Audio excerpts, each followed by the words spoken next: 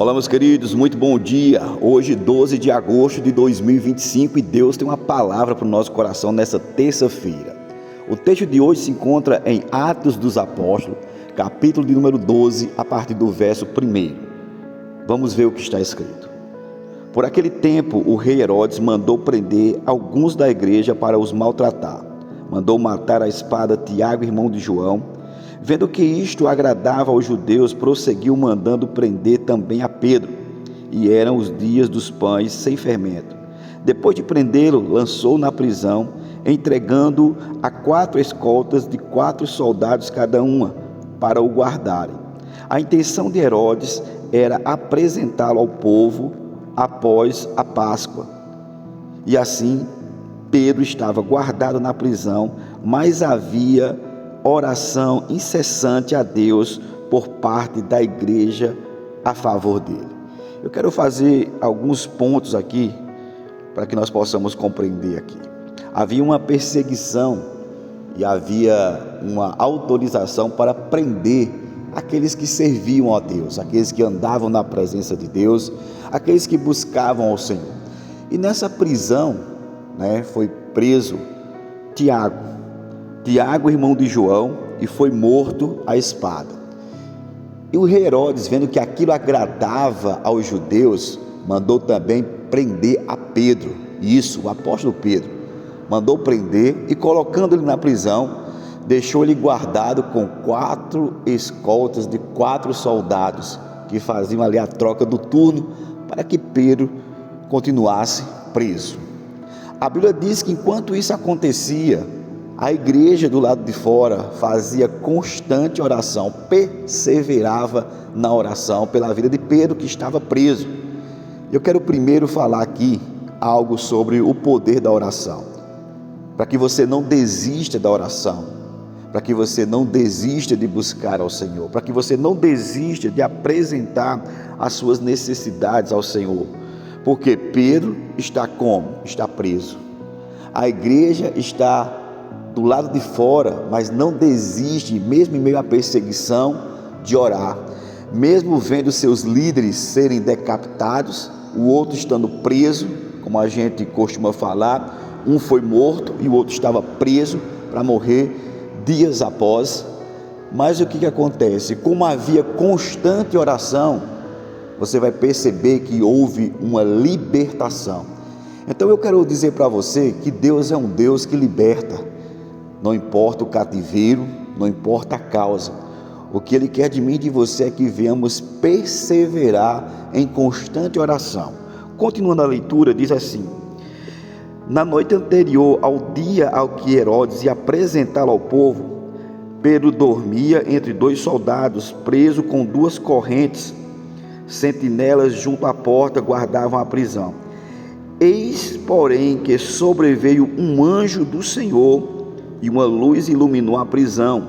O anjo tocou no lado de Pedro e despertou, dizendo: levante-se depressa. Então as correntes caíram das mãos dele, e o anjo continuou: coloque o cinto e calça as sandálias. E ele assim o fez. O anjo lhe disse mais: põe a capa e siga-me. Então, saindo Pedro, seguia, não sabendo que era real o que estava sendo feito pelo anjo. Ele pensava que era uma visão. Amados, Deus é um Deus tão grande, tão poderoso, que muitas vezes a bênção é tão grande na nossa vida, que nós nem compreendemos de início o que é que está acontecendo. Parece que nós estamos sonhando, parece que nós estamos tendo uma visão. Mas eu quero dizer para você, o nosso Deus é Deus de sonhos, é Deus de visão, mas o nosso Deus também é Deus de realização.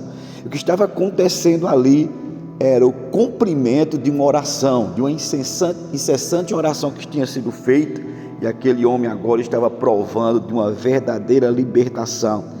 A Bíblia vai dizer que depois de terem passado a primeira e a segunda sentinela, chegaram ao portão de ferro que dava para a cidade, o qual se abriu automaticamente. Aqui foi a primeira vez, que as portas foram habilitadas pelo sensor de presença.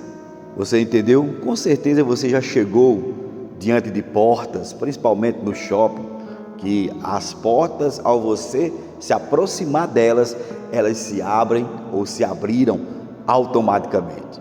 Pois é, o sensor de presença que estava na vida de Pedro era o sensor da presença de Deus.